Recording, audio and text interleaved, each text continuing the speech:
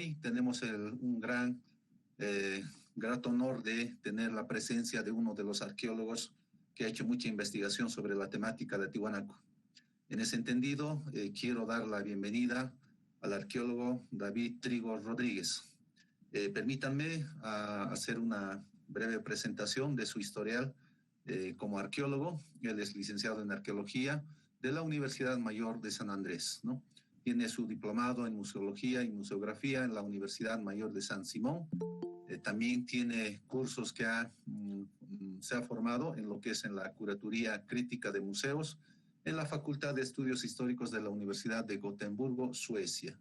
También fue director del Centro de Investigaciones Arqueológicas de Samaipata, CIAS, entre 2015 y 2016. Fue responsable del Museo Nacional de Arqueología de Bolivia, MUNARC, desde el año 2017 hasta 2019. Asimismo, también tiene cursos que ha dado capacitación referido a lo que es el tráfico ilícito de los bienes culturales en relación a circulación de patrimonio museológico para Ibermuseos.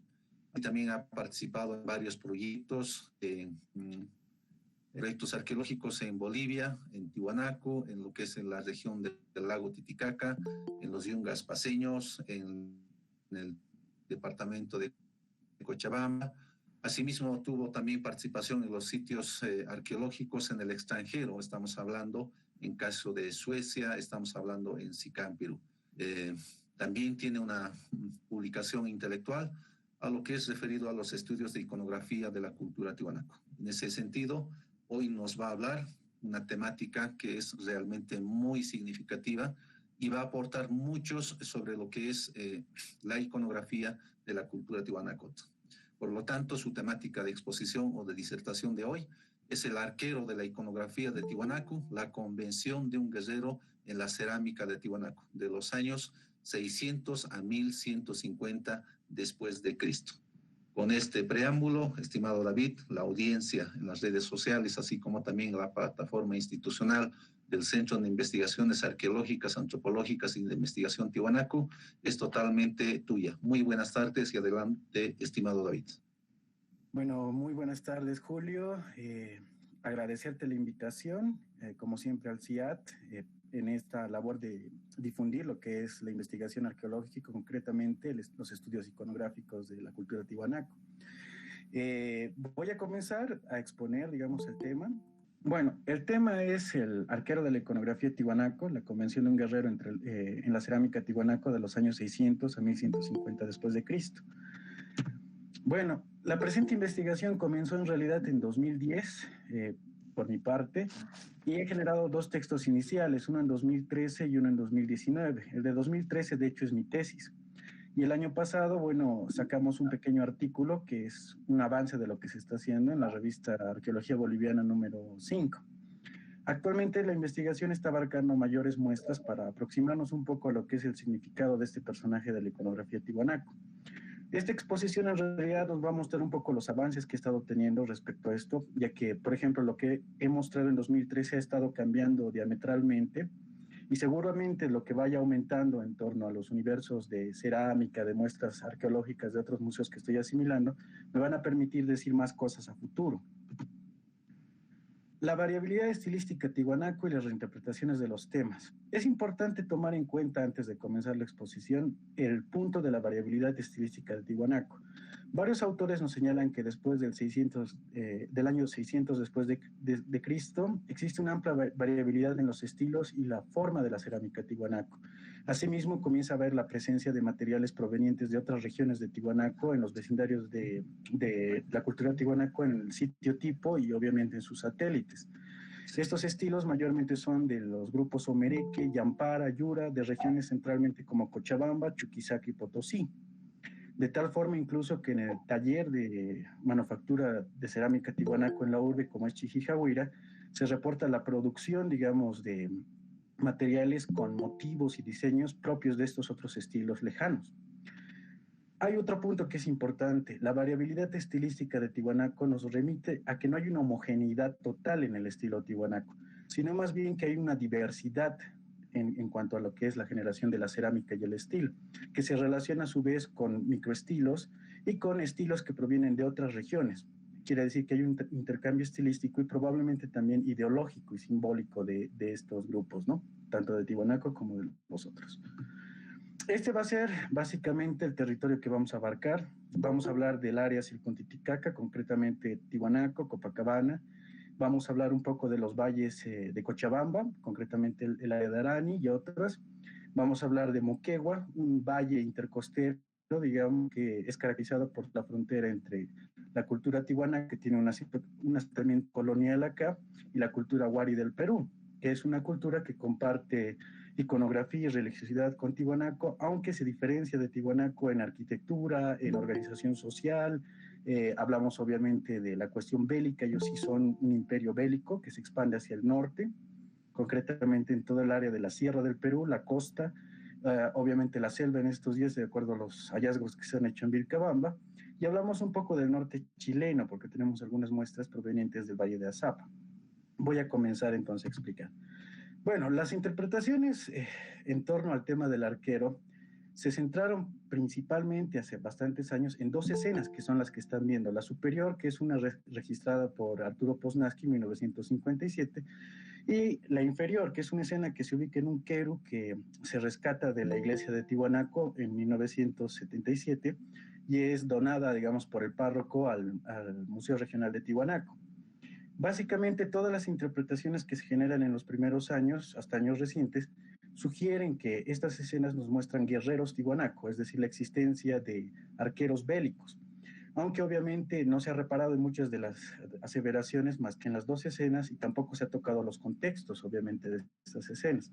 Gieso, que es un investigador bastante serio que toca el tema, por ejemplo, de la lítica tiwanaku y sobre todo la aparición de puntas de proyectil a partir del 600 después de Cristo, nos dice que las escenas podrían aludir a combates rituales entre arqueros tiwanaku.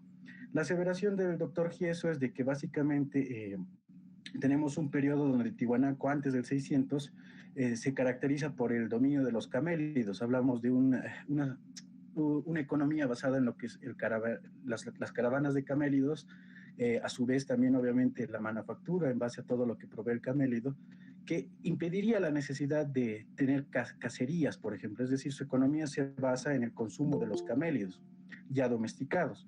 Sin embargo, a partir del 600 después de Cristo comienzan a suceder la aparición de bastantes puntas de proyectilíticas, lo que hace que el doctor Gieso sugiera que posiblemente esta aparición de puntas no se debe a que los tiwanaku estén cazando, sino que más bien existan combates rituales entre arqueros tiwanaku.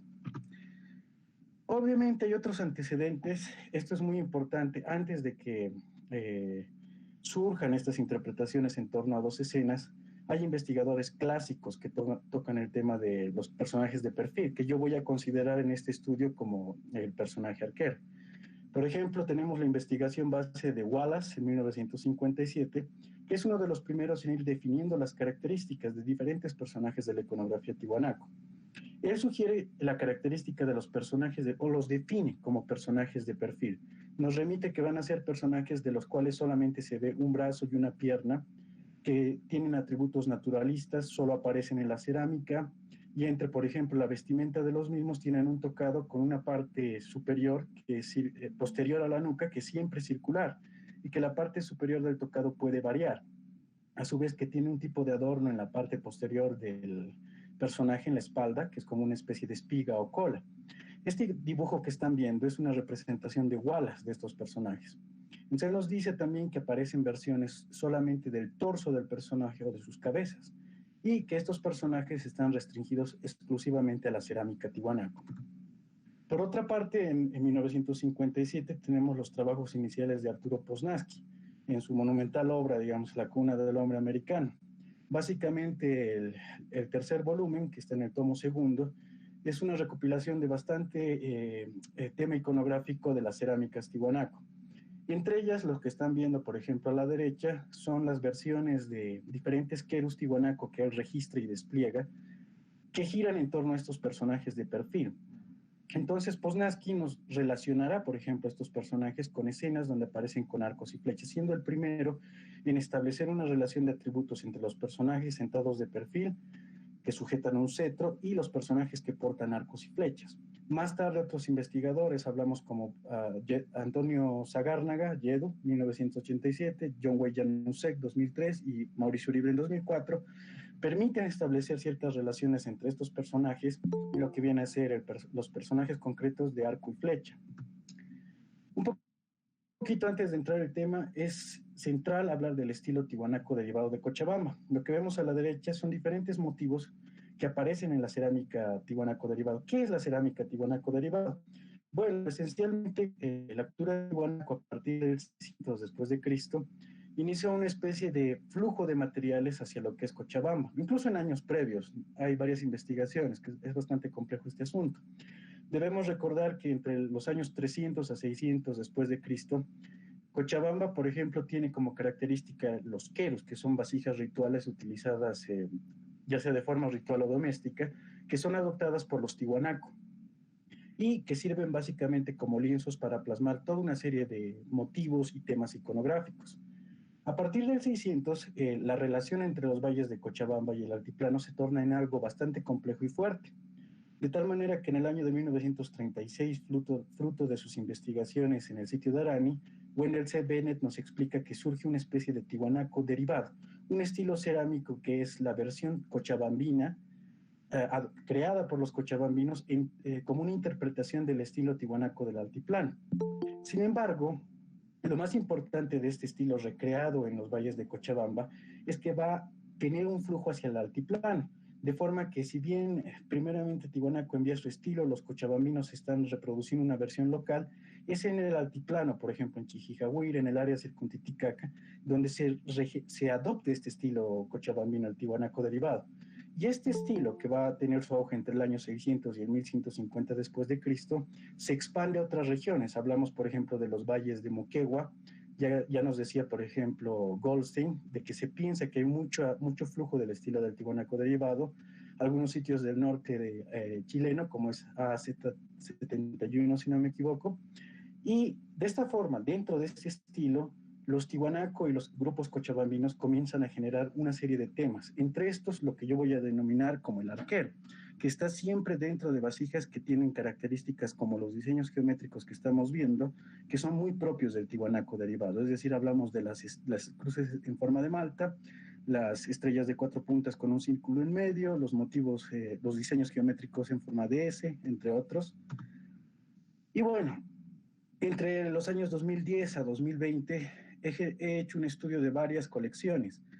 En años recientes un poco he cernido, digamos, seleccionado cuáles son las muestras más representativas. Inicialmente tenía un universo mucho mayor de piezas, pero por lo menos hasta el año pasado he decidido reducirlo en torno a ejemplos muy concretos, de forma que yo tengo ahorita un universo de 70 piezas muy concretas de diferentes repositorios que muestran los ejemplos de las escenas del arquero tiwanaco. Se han considerado colecciones del Museo de Metales Preciosos de La Paz, la colección Frisburg, concretamente de este museo, colecciones del Museo Nacional de Arqueología de Bolivia, es decir, por ejemplo, una colección icónica, la del coronel Federico Díaz de Medina, las colecciones del Museo Regional de Tiwanaco, que provienen en varios casos de las excavaciones de Gregorio Cordero en el 1957 en Caricala, parte de la colección arqueológica de la iglesia de Copacabana, parte de las colecciones etnográficas del Museo de Berlín. En el caso del Museo de Berlín se tratan de muestras que se han llevado los viajeros a principios de siglo, justamente del área de Tiwanaco. Colecciones del Museo Etnográfico de Gotemburgo y, por ejemplo, una de mis colecciones matrices para este estudio que ha sido las colecciones del Instituto de Investigaciones Antropológicas y Museo Arqueológico de la Universidad Mayor de San Simón, de Cochabamba, en línea NUMS, que básicamente son colecciones que provienen de adquisiciones, excavaciones arqueológicas, prospecciones y demás desde los orígenes de esta institución. Y también colecciones del Museo Cuntisuyo de Moquegua, Perú, entre las que he revisado físicamente los objetos. Obviamente me he respaldado con lo que es materiales que están registrados fotográficamente en catálogos o a los que he tenido solamente acceso fotográfico de forma compensatoria, digamos. El análisis iconográfico. Bueno, para este análisis he considerado el método de Erwin Panofsky, que bueno, es un gran personaje ruso en el tema del análisis de obras de arte. y su adaptación al contexto andino por parte de los arqueólogos Sergio Chávez y Ana Cuco.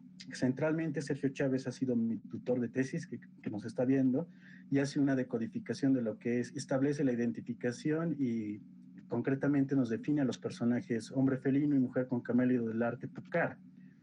He identificado escenas, motivos y diseños geométricos que utilizaron los grupos humanos tiwanaku o no, porque obviamente hay otros, para lo que es la cerámica y el desarrollo del tema. Del tema del arquero, de forma que lo he identificado. Se han generado definiciones iniciales, las reglas de representación de este tema. Entonces, un poquito lo que les voy a explicar gira en torno a los primeros pasos para poder identificar y definir este tema. Por escenas vamos a entender un conjunto de motivos que son personajes completos, o puede ser una persona, un animal, o motivos parciales de estos, sus brazos, sus piernas, sus torsos, que a veces se representan parcialmente en las escenas, siempre acompañados, por ejemplo, de diseños geométricos, que son característicos de los estilos donde se han generado estas escenas y motivos, que son parte de las temáticas iconográficas. Bueno, vamos a comenzar con la escena número 1. Esta escena la he denominado la primera porque es la más compleja. Justamente es en la que es la que más se ha interpretado, como dije al principio, por diferentes arqueólogos. Se trata de un quero tiwanaku que es registrado por Arturo Poznański en 1957. Lastimosamente, Poznański nos indica que esta pieza estaría en el repositorio del Museo Nacional de Arqueología, pero hasta el año pasado no la hemos podido encontrar en inventarios. Posiblemente se perdió o, bueno, está en algún otro lugar. Lo interesante de esta escena es que nos va a mostrar las representaciones más totales del arquero. Por ejemplo, si vemos el quero, vamos a notar un personaje con el cuerpo frontal, sujetando en un brazo, por ejemplo, lo que parece ser un cetro con apéndices, y en el otro 2 flechas y un arco. Poseerá, por ejemplo, un rostro de características naturalistas, el ojo de pupila normal, la nariz, por ejemplo, en forma espiralada, tiene pintura facial, tenemos también que va a mostrarnos un tipo de vestimenta muy concreta, un tocado ajedrezado, con ciertos apéndices a manera de adornos, tendrá un cinturón con decoración circular, y este personaje que tiene el cuerpo frontal está acompañado de otro, que está sentado, posee las mismas características, pero solo tiene representado un brazo, en el cual sujeta 2 flechas.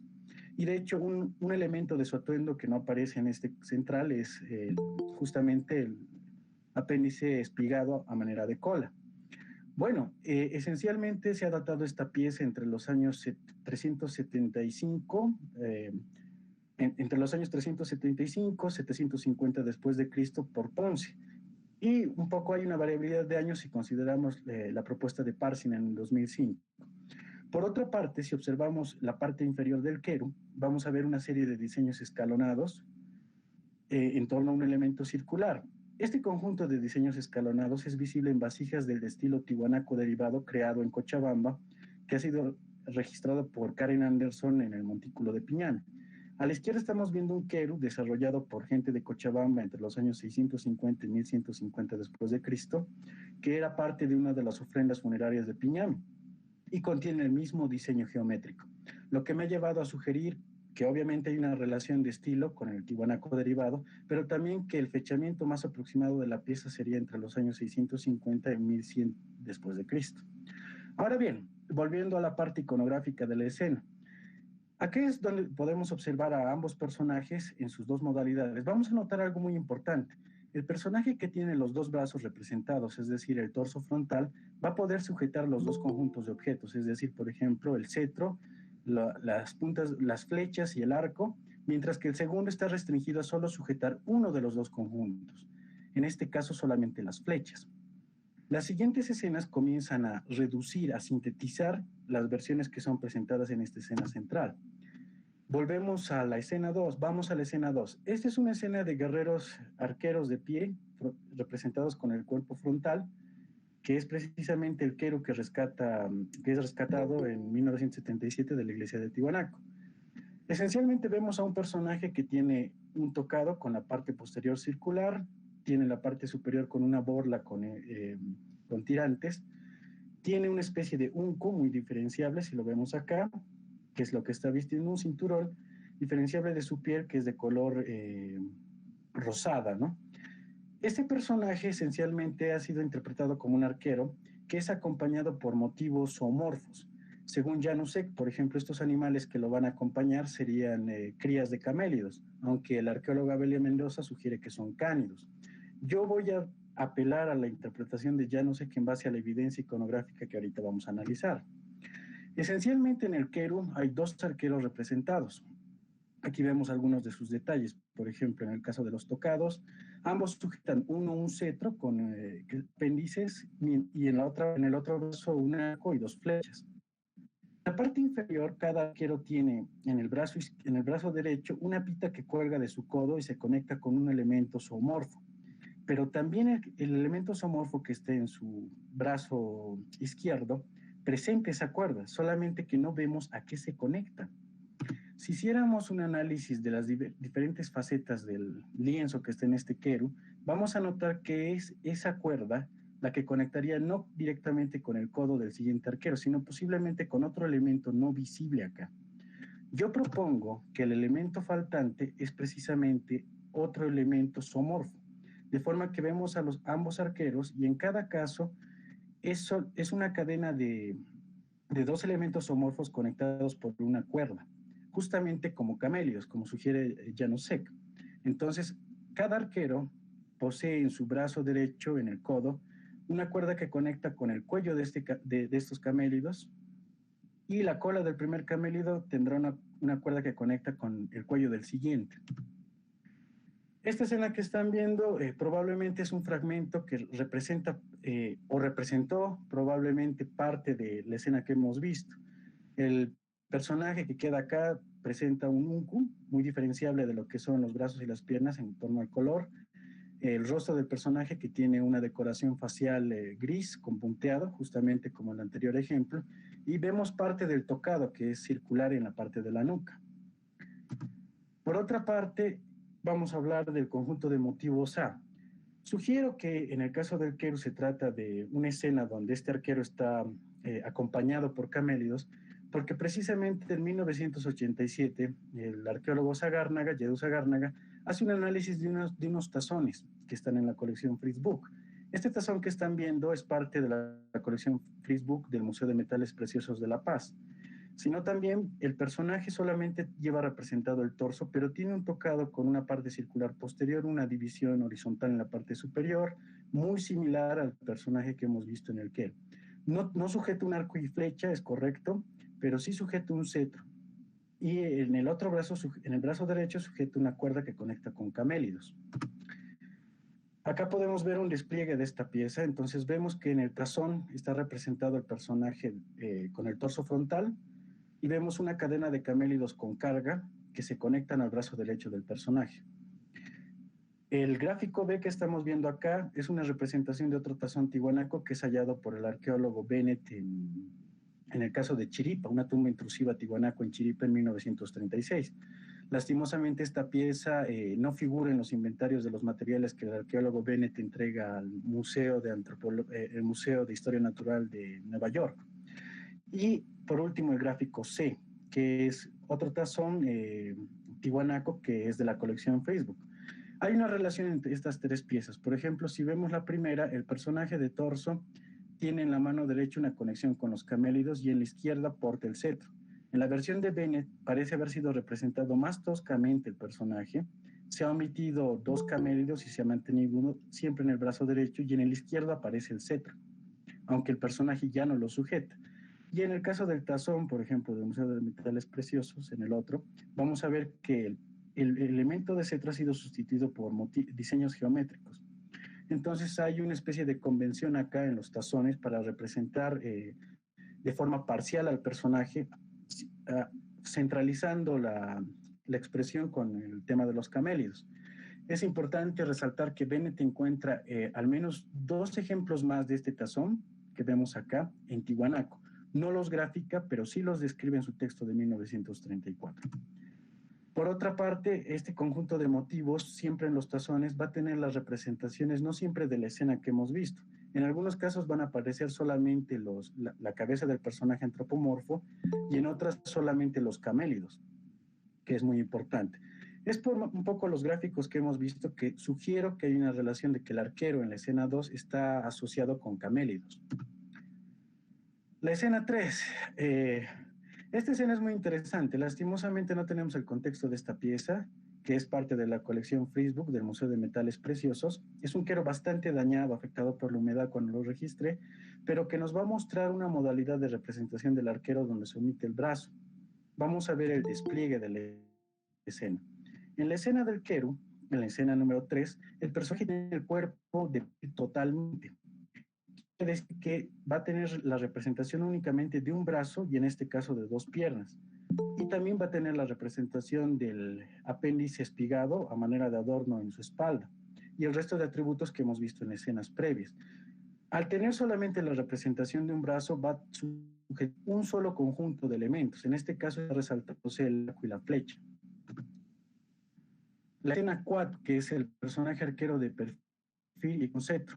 Si en la anterior escena hemos visto, por ejemplo, que hay cierto condicionamiento cuando el personaje tiene representado solo un brazo, de sujetar solo un conjunto de elementos, en este la escena va a representarse focalizándose en la representación del cetro. Este quero proviene de las colecciones del Munark y nos va a mostrar detalles muy interesantes.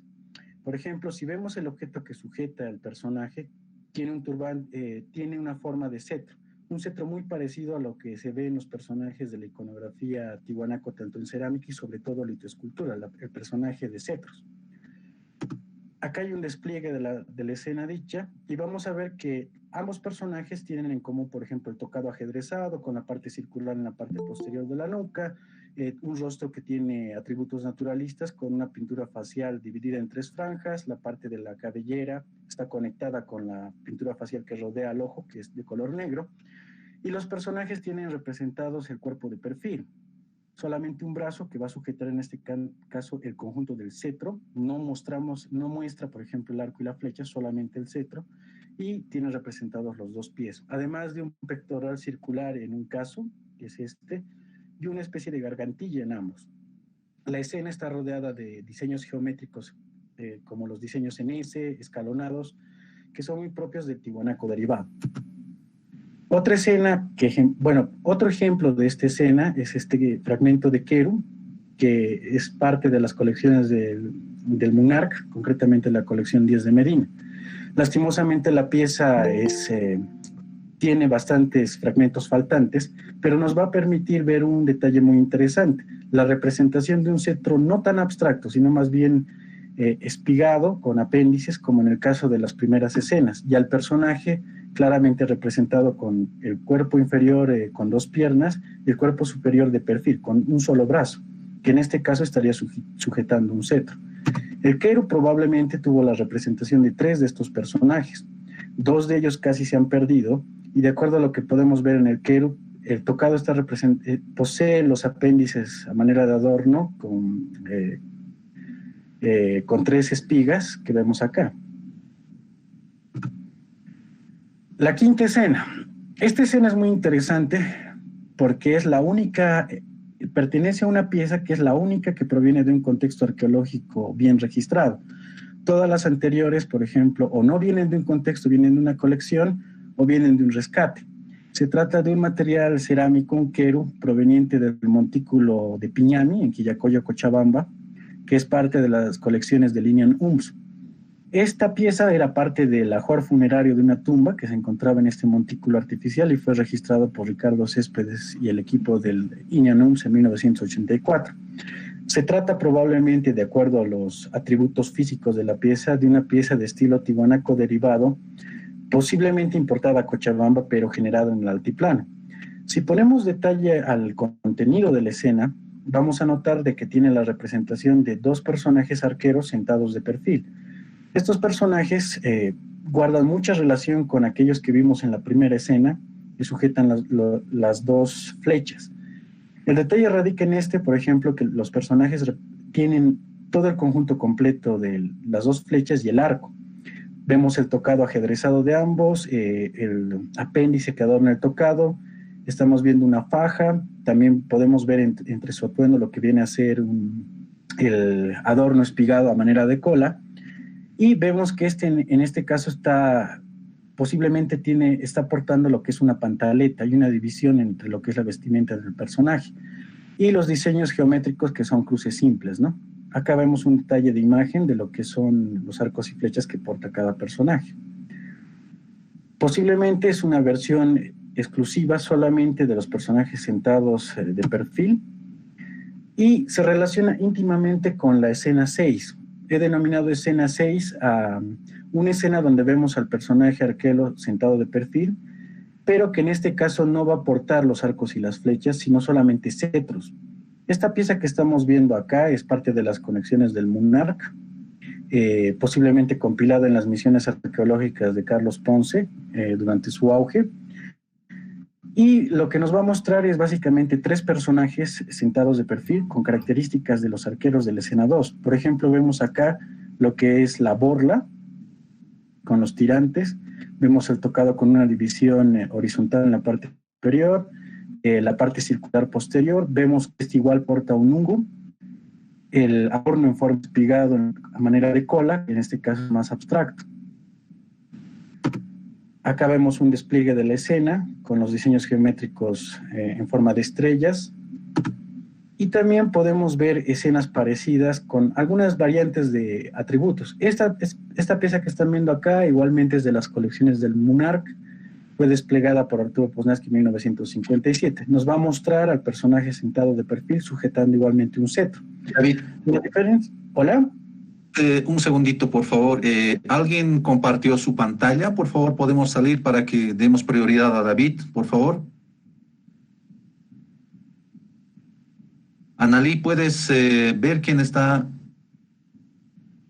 ¿Hay alguien que se sumó a la presentación de pantalla?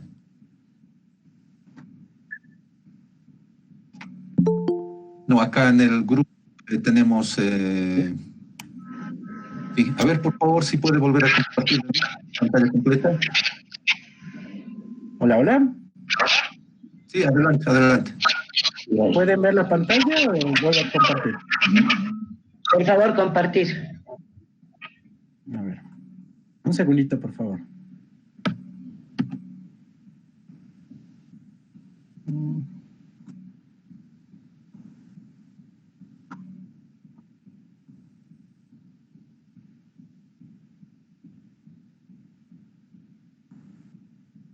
¿Pueden verlo?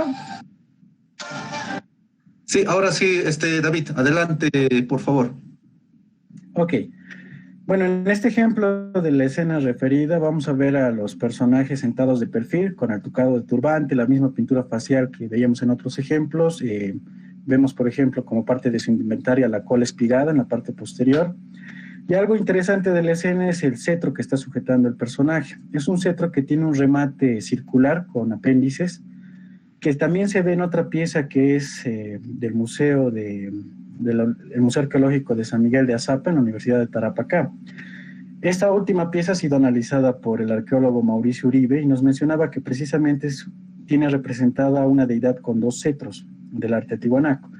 ¿Qué tiene este tipo de cetros, no? Al analizar los personajes sentados de perfil con atributos naturalistas, ya Uribe notaba de que esta era una versión un poco más abstracta de los cetros que usualmente vemos en la litoescultura, una manera análoga de cetros. Bueno, el conjunto de motivos B, lo he denominado conjunto de motivos B cuando tenemos la representación de los personajes sentados de perfil o la cabeza de estos asociados, por ejemplo, al motivo de la serpiente cascabel o quimera ophidi.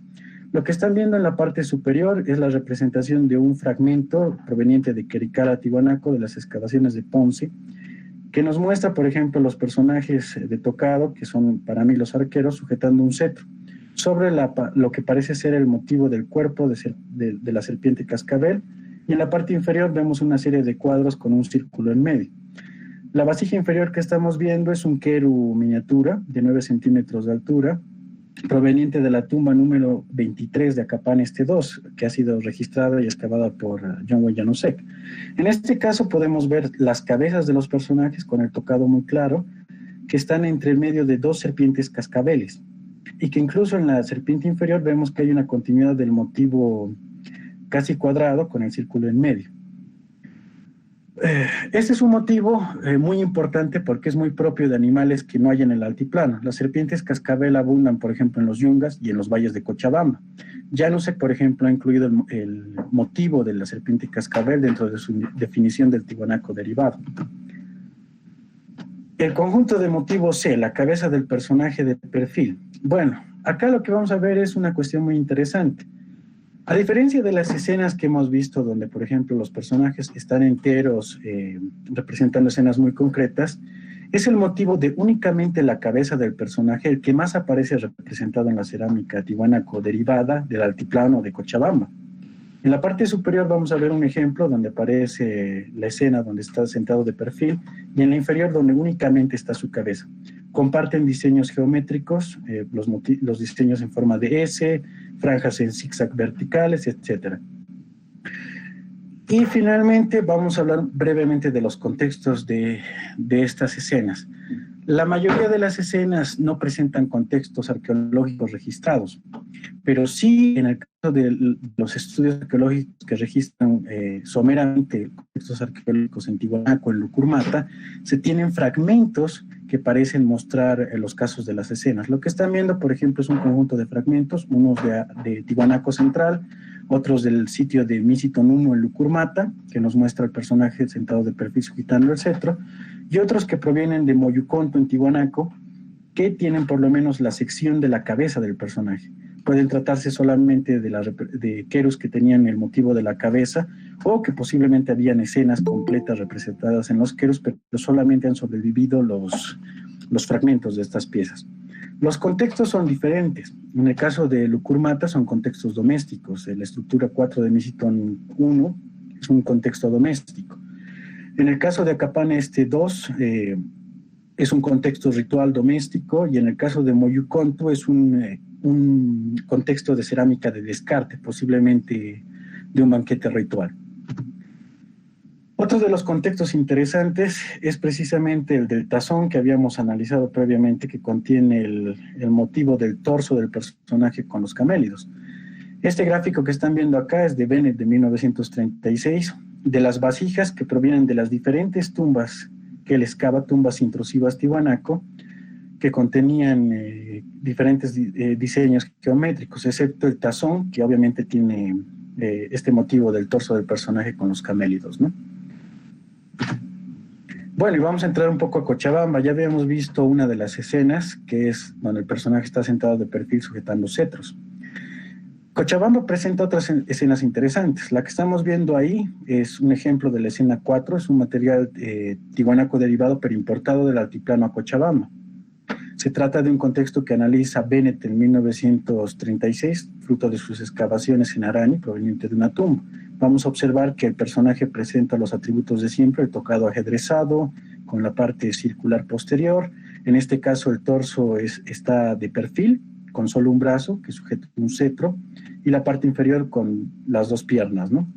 Higueras había sugerido ya previamente que se trata de una pieza tiwanaku derivado pero importada del altiplano. Otras de las escenas de Cochabamba son estas. La de Bennett que habíamos visto previamente, y acá vamos otra escena que está plasmada en un queru tiwanaku derivado que proviene del montículo ya desaparecido de Siripitamoco. Esta pieza fue donada a Díez de Medina o obsequiada por el general Blanco Galindo. Hay una calle en Cochabamba que tiene justamente el nombre de ese personaje. Y acá vemos el despliegue con los tres personajes que están en el queru. La parte inferior nos va a mostrar lo que es un queru en tiwanaku derivado generado en Cochabamba, que es que proviene del sitio de Jarcapata en Pocona, que fue registrado justamente por la doctora María de los Ángeles Muñoz, donde vamos a ver a los personajes sujetando el cetro abstracto y con una cola bastante particular, ¿no? Alargada. Esta vasija es sonajera. Quiere decir que la parte inferior de la vasija está sellada, no se sabe bien qué es lo que contiene, si semillas o guijarros de piedra, que emiten un sonido cuando se mueve la pieza. He dividido, por ejemplo, los conjuntos de motivos A y B que veíamos en el altiplano, es decir, el conjunto de motivos A, que era el torso del personaje, y el B, que es las cabezas de los personajes, en esos ejemplos de Cochabamba. Por ejemplo, este queru, en la parte superior el A, proviene de proviene es del contexto de Omereque. Hay un error, perdón, acá en la codificación. El objeto A proviene de las labores de rescate que realizó Digi Barra Grasso en el siglo pasado en las cuevas de Omereque, cuevas que contenían diferentes materiales tanto del estilo Omereque local como del estilo tiwanaco, y este que en particular nos va a mostrar la representación del torso del personaje, con solamente un brazo, es decir, el torso de perfil, algo que no veíamos en los ejemplos del altiplano. Se trata de una pieza tiwanaco derivado elaborada en Cochabamba. La parte inferior se trata de una pieza que proviene de Ansaldo, que fue comprada por la línea NUMS en el siglo pasado. Nos mostrará una configuración muy parecida, pero con la representación únicamente de las cabezas del personaje. Lo propio en el caso de un challador que proviene de Bolivia en términos generales, posiblemente de Tiwanaco, que fue rescatado por un ciudadano alemán y donado al Museo de Etnografía de Berlín. Uno de los conjuntos interesantes que se tiene, por ejemplo, en Cochabamba, son varias vasijas querus que tienen la combinación del motivo de la serpiente cascabel, en este caso con apéndices en forma de piernas y alas, acompañados del motivo de la cabeza de este personaje. En este caso, el que vemos de aquí arriba proviene de un contexto funerario de Piñami y nos va a mostrar un tocado muy abstraído, ¿no? Tenemos la parte circular posterior, pero la parte superior un poco diferente a las que veíamos en el altiplano. Y el queru de la parte inferior que nos recuerda bastante a las versiones del altiplano, también con la serpiente cascabel en la parte superior. Vamos a hablar un poquito de los contextos y la parte etnohistórica de los materiales de Cochabamba. Lo que estamos viendo acá son representaciones de los contextos, de los diferentes contextos de las piezas que hemos hablado. En el caso de acá es la representación de los conjuntos de tumbas que excava Wendell C. Bennett en 1936 en Arani. Lo que vemos en la parte inferior es la lámina número 12 del informe de Céspedes de las excavaciones que realiza Línea NUMS en Piñami. La tumba de acá es de donde proviene precisamente el queru que muestra al arquero sentado de perfil con los arcos, el arco y las flechas. Y el contexto de acá, que es el de la derecha, es el contexto de Jarcapata, donde estaba enterrado un niño de 6 años y de donde proviene el queru sonajero que habíamos analizado previamente. Bueno, en el caso de las flechas de Omereque, aunque no se tienen muchos detalles de las cuevas que constituían contextos funerarios, que han sido saqueadas posteriormente a la visita de Ibarra Grasso, el Línea NUMS rescató, por ejemplo, aparte del queru que hemos visto, una serie de vasijas del estilo Omereque propiamente, pero también astiles de flecha, hechos en madera de chonto, que provienen de este contexto. Es muy importante esta asociación para mí, ¿por qué? Porque estamos viendo un contexto donde hay vasijas con los motivos del personaje, pero también flechas reales de los usuarios originales. Hay un detalle muy interesante. En el caso del Valle Central de Cochabamba, no se ha preservado lo que es la madera. Karen Anderson me sugería de que las puntas de proyectil de flechas del Valle Central son de piedra. En el caso de Omereque, estas piezas, estas puntas de flechas son de madera de chonta y tienen una característica muy interesante. Es una tecnología muy parecida a las puntas de flecha que vemos en culturas etnográficas como los yuracaré, los guaraní y otros grupos. Bueno, la aparición de los motivos del arquero, inevitablemente que ha fluido con el estilo tiwanaco derivado, también llega a lo que es el área de los valles de Moquegua. Lo que estamos viendo en la parte superior es un queru proveniente del cementerio de Chenchen, en Moquegua, que tiene la representación de los personajes sentados de perfil, con la omisión de la pierna, pero no del pie. Presentan un cetro abstracto, vemos, por ejemplo, el tocado con la parte circular posterior, aunque la delantera ha variado, y tenemos los diseños de las estrellas con 4 o varias puntas y el círculo en medio. En el caso del queru que vemos acá, viene de un sitio de Tumilaca, en Moquegua igualmente, y tiene ciertas variantes en el tocado de los motivos de cabeza del personaje, pero mantiene los diseños en forma de cruces. El fragmento que vemos acá, el C, es un fragmento que proviene de la superficie de una cocina en el sitio M10, que es la colonia tiwanaco de Moquegua, que fue registrado por Paul Gonstein en 1985. Y el gráfico D que vemos acá son los restos de un queru tiwanaco, al parecer de estilo derivado, que se encontraron en un conjunto de tumbas saqueadas en el sitio de AZ-143, en Azapa. Entonces, lo que estamos viendo hay un flujo, digamos, de materiales tiwanaco, en el área de Moquegua y norte de Chile, que nos dan indicios de que el tema ha llegado ahí.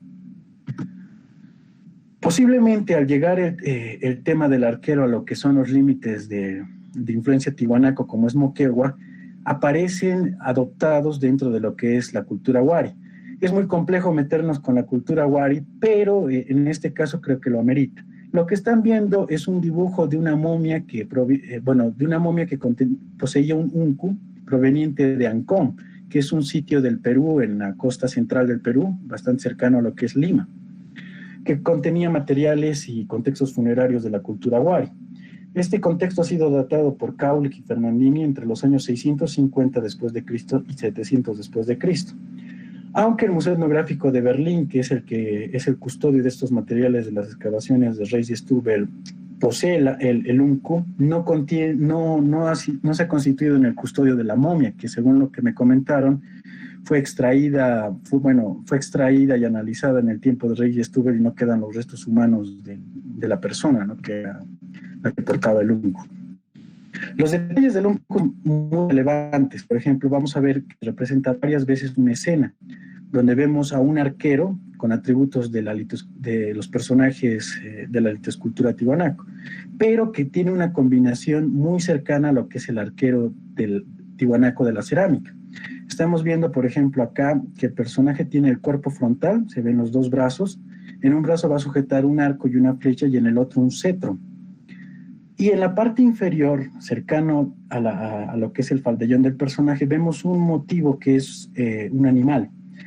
Yo sugiero que puede ser un felino. Reis y Stubel sugerían que era un cánido, de hecho, y este está conectado con un tipo de cuerda, claramente diferenciable porque es café, que se conecta a la cintura del personaje.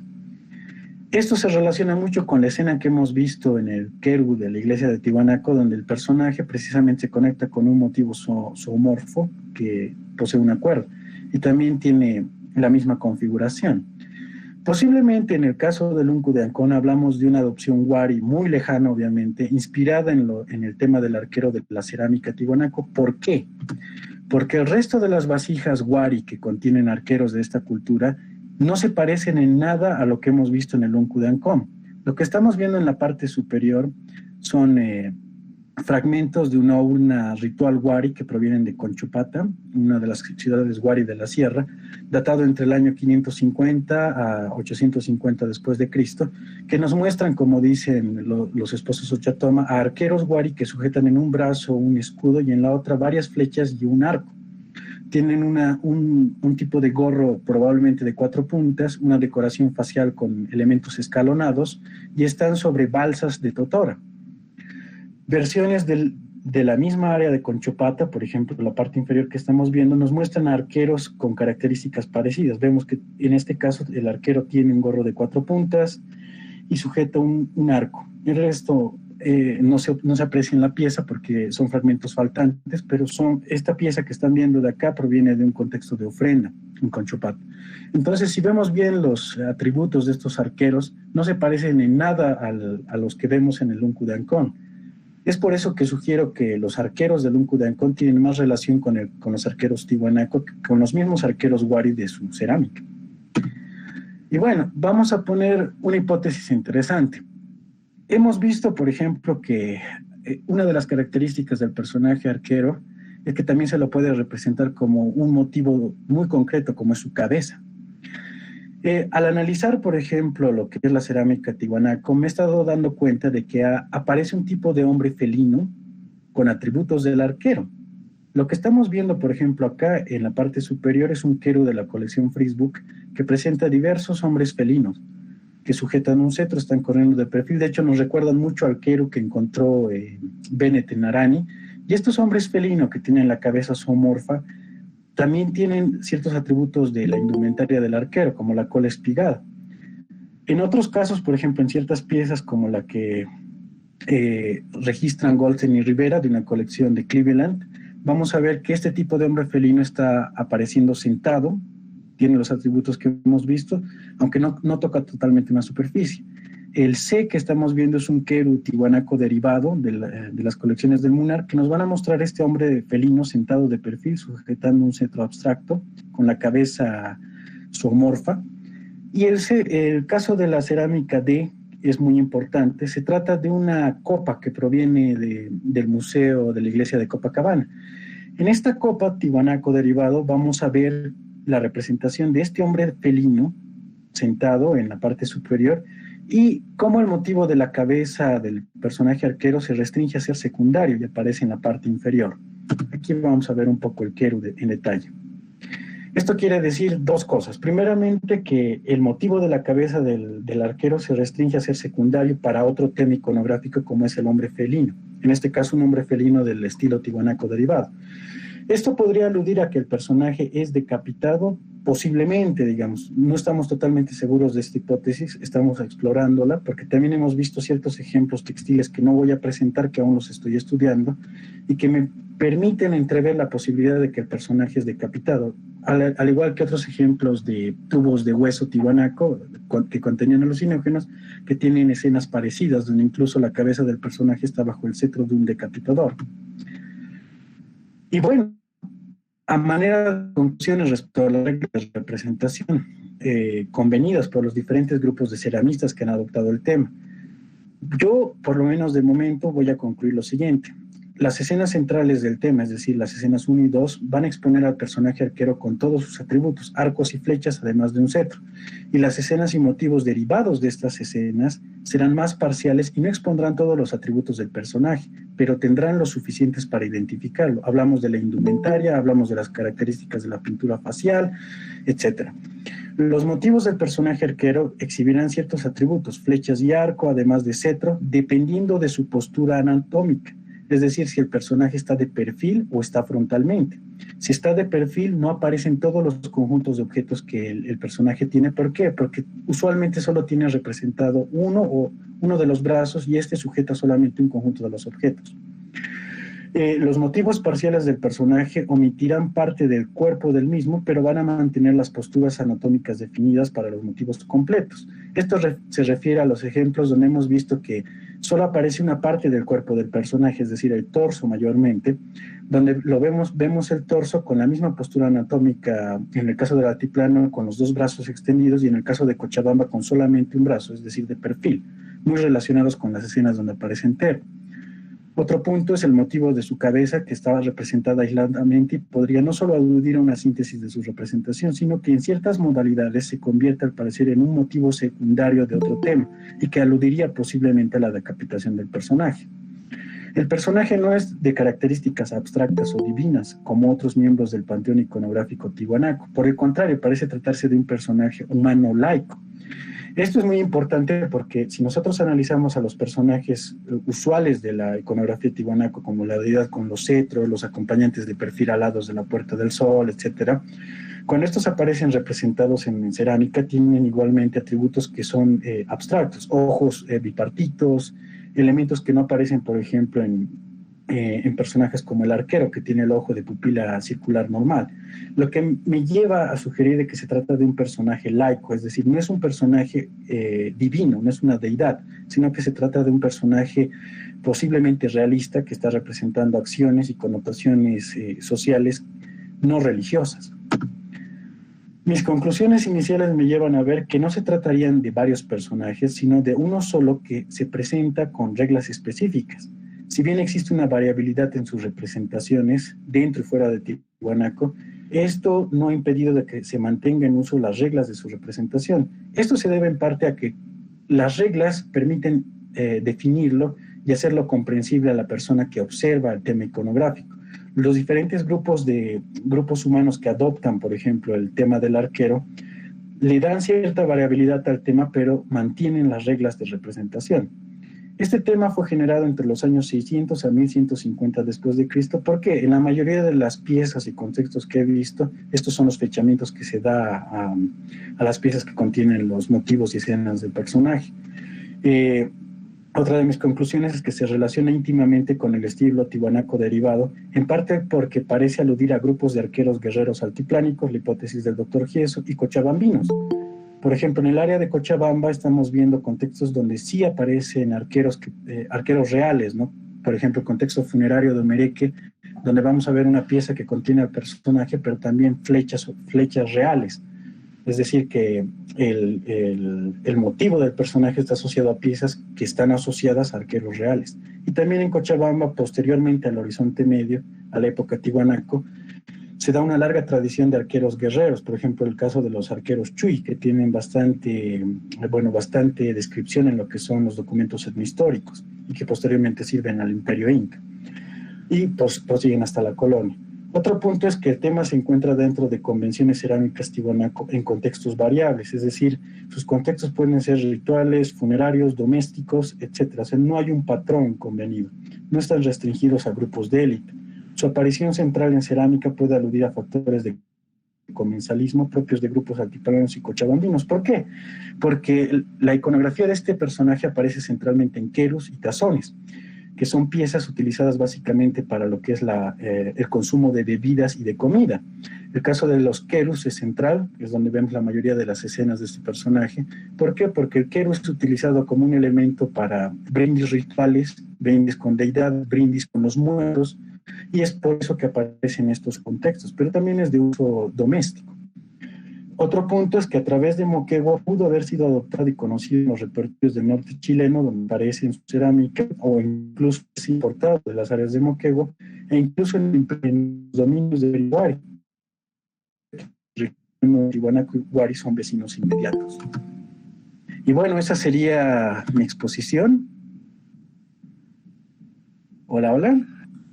Sí, muchísimas gracias, David. Realmente muy ilustrativa, didáctica. Nos has enseñado muchos elementos que forman y conforman de lo que es la iconografía de Tiwanaku. Vamos a dar paso, los que gustan hacer preguntas en el grupo de Meet. También vamos a transmitir las preguntas por el Facebook institucional. La primera, el señor José Marcial Hernández Soto pregunta, ¿qué sería lo abstracto en la iconografía de Tiwanaku? Bueno, en el caso de la iconografía de Tiwanaku, lo abstracto son atributos irreales, ¿no? Uno de los atributos más irreales de la iconografía abstracta de Tiwanaku es justamente el ojo bipartito de los personajes como la deidad con cetros o sus acompañantes. Otros atributos, por ejemplo, son la indumentaria, o sea, la indumentaria que vemos con la deidad con cetros como un tocado radiado, o que se llama los mismos cetros con remates de apéndices de cabezas de animales, etcétera, que no aparecen en personajes naturalistas, sino son propios de la iconografía de litoescultura y cerámica que contiene estos personajes. Perfecto. Otra pregunta de Adrián Orozco Villar.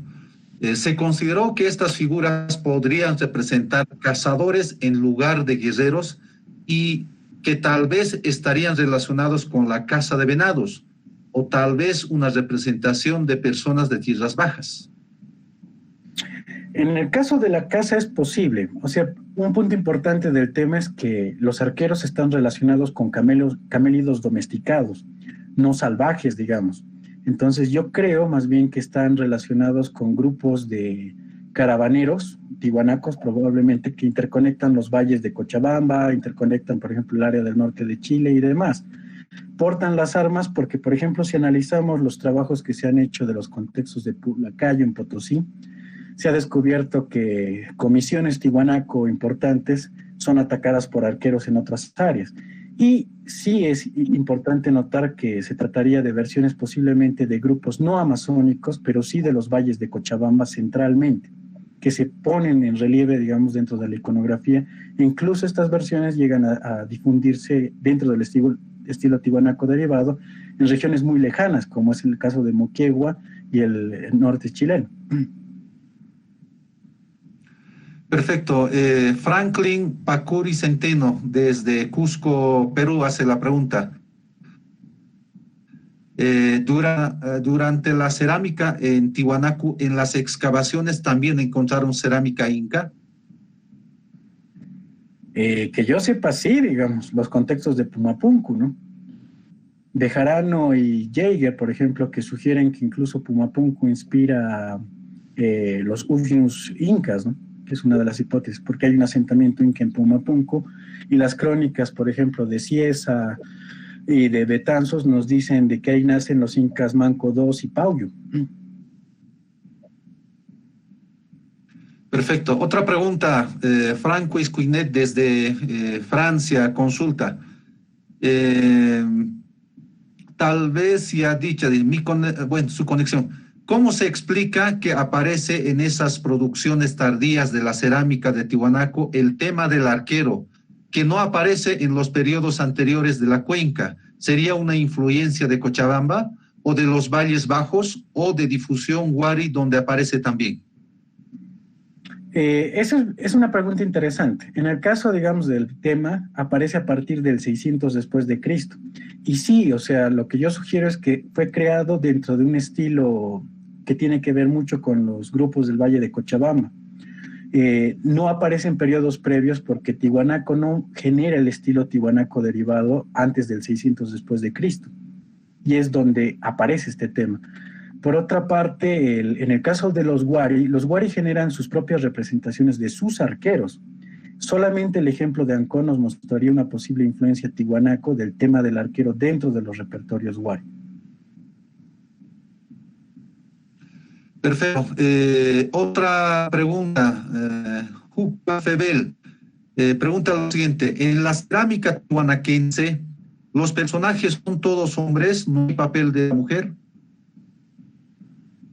Bueno, en realidad sí hay representaciones femeninas en el arte tiwanaku. Por ejemplo, Pariti tiene un montón de representaciones femeninas, ¿no? Entonces no está restringida solamente a mostrar a personajes masculinos.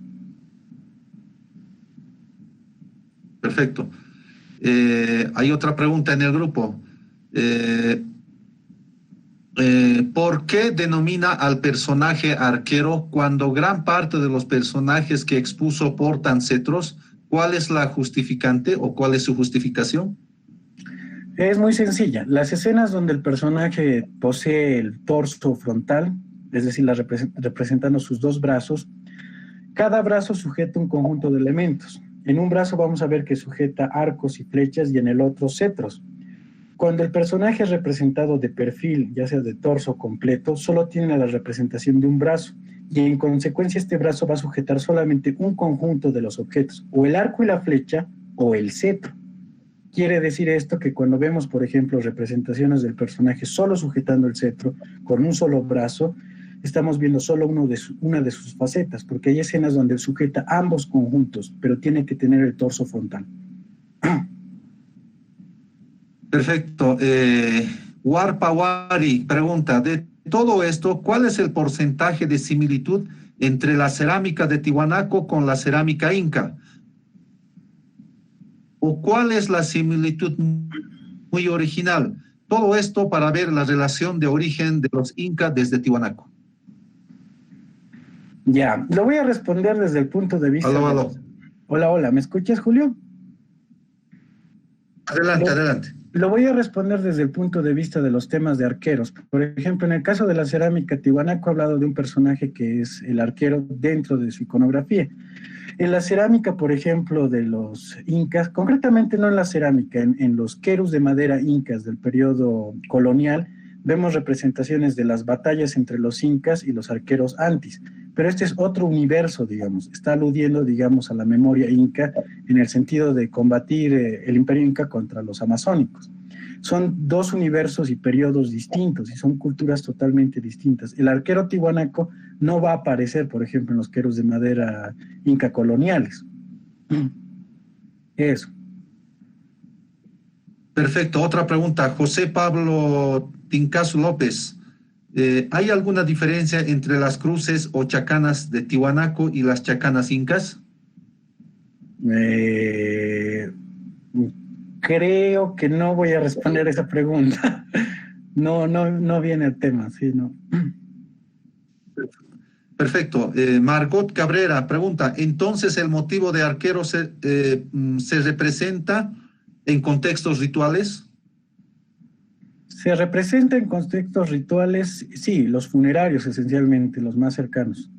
En domésticos sí, en materiales de descarte, por ejemplo, sí. En el caso de Moyucontu, en Tiwanaku, Se trata de un contexto de élite donde se ha descartado cerámica que contiene estos motivos, que han sido registrados por Couture. Perfecto. José Díaz pregunta lo siguiente. Aquí en Perú se enseña mucho sobre Huari y Tiwanaku. Huari evidencia haber sido un imperio que conquistó otros pueblos. ¿Por qué la presencia de arqueros en su iconografía se puede decir que los Tiwanaku fueron también un imperio que se expandió por medio de guerras? A principios del siglo XX y a mediados, la opinión que se tenía era de que las representaciones de los arqueros tiwanaku en la cerámica aludían, por ejemplo, a un ejército formal. Esto lo dice Carlos Ponce y Huidobro. Sin embargo, la evidencia física de un ejército para Tiwanaku nunca se ha dado, ¿no? Yo sugiero que el personaje de arcos y flechas posiblemente represente caravaneros y personajes de Cochabamba, grupos que sí usaban el arco y la flecha, pero no un ejército formal. En el caso de los Huari, sus arqueros sí parecen representar a un ejército formal. Esto lo dicen Ochatoma y Tung, por ejemplo. Y hay evidencia de violencia y un montón de cuestiones que permiten interpretar eso, ¿no? Perfecto. Abigail pregunta lo siguiente. El hecho de tener camélidos unidos por lazos con carga que probablemente se trate de productos sujetados por hombres con flechas, ¿existe la posibilidad de caravanas con productos del Valle al Altiplano? Totalmente. Posiblemente parte de lo que está aludiendo el tema es eso. Obviamente son gente que tiene tradición de arcos en el caso de Cochabamba y al mismo tiempo los comerciantes van armados por el ejemplo que di de Pulacayo, que está en la literatura científica sobre el contexto tiwanaku de Pulacayo, donde hay violencia y se usan arcos y flechas. Entonces son grupos obviamente que van armados y están llevando camélidos, son caravanas. Vemos que los camélidos están conectados con cuerdas y están llevando cargas seguramente de productos, ¿no? Perfecto. José Loza Vargas pregunta lo siguiente. En una de las figuras presentadas había de fondo cruces y círculos. ¿Es posible que sea una representación de estrellas y sol? Si no me equivoco, Owen, el arqueólogo Owen habla algo en el caso de los ejemplares de Moquegua, de que ese diseño geométrico alude a un eclipse y todas estas cuestiones. Pero de momento yo me restringiría a opinar qué es lo que representa ese diseño geométrico. No podría afirmar de que se trata de elementos estelares. Tampoco lo voy a negar, eso. Perfecto. Vanessa Jiménez Valderrama pregunta lo siguiente. El unco de Huari muestra puntas de proyectil triangulares típicas tiwanaku, más el resto de la iconografía no muestraría más puntas de proyectil. ¿Tiene más ejemplos de algunas formas de las puntas como para poder comparar la iconografía con el registro material lítico? Bueno, es muy importante referir un hecho interesante. O sea, si bien podemos ver el detalle de que el personaje de arcos y flechas tiwanaku sujeta justamente flechas con puntas, la iconografía no permite definir muy bien qué tipos de puntas son, no expone ese detalle. Sin embargo, cuando hablamos, por ejemplo, de las puntas de proyectil líticas, los tiwanaku y los Huari tienen fuentes de obsidiana comunes, como Alca y Chivay, de donde extraen incluso material lítico para generar sus puntas. Sí tienen, por ejemplo, ¿cómo se dice?, formas comunes de puntas de proyectil, pero en la escena del arquero tiwanaku no podemos detallar qué tipos de puntas son. En el caso, por ejemplo, de la primera escena de Poznański, se ha sugerido que son puntas de obsidiana porque son negras y triangulares las que se exponen. Pero en el caso de las otras escenas no vemos estos detalles a grandes rasgos como para poder compararlas con las puntas reales. Solamente podemos inferirlo. Perfecto. Edgar Yepes pregunta, ¿desde cuándo aparece exactamente el uso del arco y la flecha? ¿Existe algún parecido entre las armas de guerra y las europeas? Bueno, en el caso de los arcos y las flechas, pues sí hay evidencia desde periodos formativos, arcaicos, pero tienen variantes, ¿no? Lo que estamos viendo en el caso del arquero tiwanaku se trata de arcos cortos, muy parecidos a los que se han encontrado en contextos como los de Potosí y los del norte chileno. Entonces, obviamente los tipos de flechas y arcos han variado de periodo en periodo. Se ha sugerido en el caso de Gieso de que los arcos cortos y las flechas que estamos viendo en Tiwanaku eran probablemente para caza y se han aplicado posteriormente en combates rituales, ¿no? Pero no son los mismos diseños que vamos a observar en los arcos y flechas de otros periodos y otras culturas. Gonzalo Anselmo Torres pregunta, primero buenas noches y felicidades por la exposición. ¿Por qué se interpreta la presencia de serpientes de cascabel, ya que también podría ser una otra variedad de serpientes? ¿Si podrías comentar algo? En el caso de las serpientes, el ejemplo es muy... los motivos son muy claros, o sea, nos permiten ver incluso el cascabel de la serpiente. Podemos identificar la especie muy concretamente, se trata de la Crotalus durisus, que es la serpiente cascabel que tenemos en el caso de los valles. Es ese detalle, ¿no? Es precisamente el espolón. Perfecto, David. Queremos agradecer nuevamente por compartir tu conocimiento, años de experiencia, de trabajos de investigación en áreas arqueológicas, así como también en los varios depósitos de los distintos museos, entre ellas acá de Tiwanaku. Y queremos agradecer a todos que nos han seguido por la plataforma institucional del CIAT, así como también a todos los que han estado en el grupo. Quiero mandar saludos de muchos lugares que nos han escrito, de Arequipa, de Cusco, de Lima, de Moquegua, de Argentina, Estados Unidos, también que está siguiendo el doctor Chávez, de Francia, de California y a varios otros lugares que nos han seguido. En este sentido queremos dar muchísimas gracias. Te doy la despedida, estimado David. No, gracias a ti, Julio.